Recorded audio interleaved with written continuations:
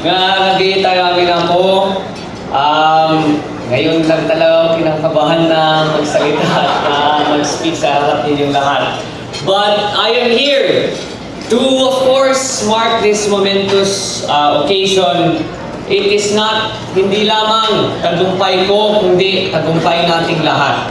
Dahil unang-una, gusto kong sabihin na hindi ko pa talaga magawa kung hindi sa tulong nyo sa lahat ng ginawa nyo para sa akin. So, first of all, I would like to thank unang-una lahat ng ating mga kasama na mayor ay ng mga iba't ibang mayor candidates kahit hindi magkasundo sa kanilang local na laban ay nakipagsama pa rin sila para sa aking kandidatura. Kaya ako ay nagpapasalamat sa ating mga mayors, sa ating mga vice mayors, of course, to my tito and future seatmate, Angelo Marcos Barba, ang buong Team Marcos, some of the kapitanes, and sa lahat ng aking mga kaibigan na nandito lahat ngayon.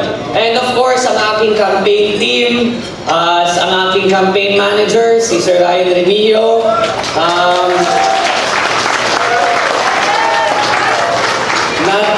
of course, ang aking campaign team, ang VFF, headed by Attorney Sandro Obra, and lahat po dito na parte ng Team Marcos, lahat po rito na tumulong sa aming tagumpay. At I just want to start with konting storya lang, na nung ako ay nagdesisyon para tumakbo, ay nagdesisyon ata ako mga, I think, January or December.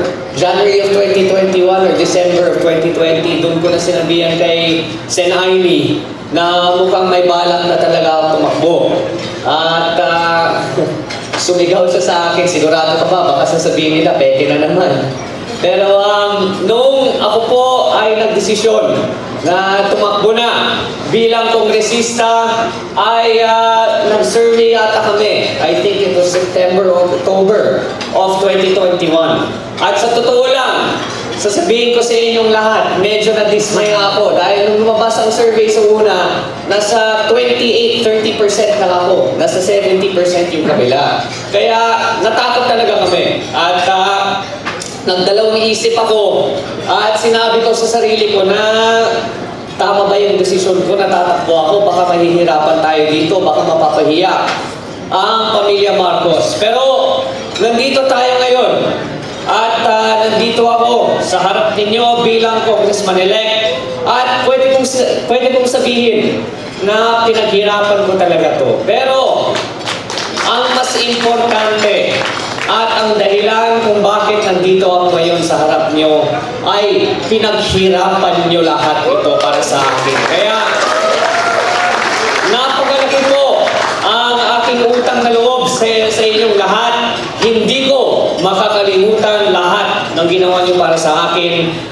Sa lahat ng ating mga mayor and officials na kasama natin, Mayor Nico, magugustuhan mo to. Katulad sa sinabi ni Apo Fidel, humingi na po ako ng wishlist sa ating mga kasama na officials.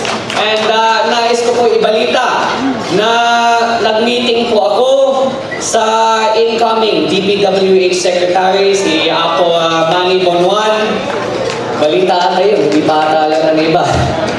But anyway, ang ating kakailian ay magiging DPWH Secretary at magpapalista na ako ng mga projects para sa ating mga kasama para naman tumulong sa ating mga kakailian. At napakarami ang kailangan gawin sa unang distrito. At maraming madaling low-hanging fruit na pagsimula ng July 1, pwede natin gawin kaagad. Pero para magawa natin to at nanalo man o hindi, natalo man o hindi, lahat tayo dito sa kwarto na to ay magkasama na. At kailangan ko ang inyong tulong para maunlaran na ang unang distrito. At ipakita natin na ngayon na may Manoy Marcos sa unang distrito ng Ilocos Norte ay dito na talaga nagsimula hindi lang ang pagkakaisa, kundi ang tunay na pagbabago dito sa unang distrito. Kaya, sana naman, samahan niyo ako sa ating kilusan para sa pagbabago. Sana naman, samahan niyo ako sa napakaraming plano, sa napakaraming balak na meron, hindi lang ako, kundi si Presumptive President-elect BBM. Natutuwa na nga ako nung the day after elections, tawa kami ng tawa, pati yung tatay ko tawa ng tawa. Tinanong ko sa kanya, ba't ang saya mo ngayon? Besides na nanalo ka, ba't ka tumatawa?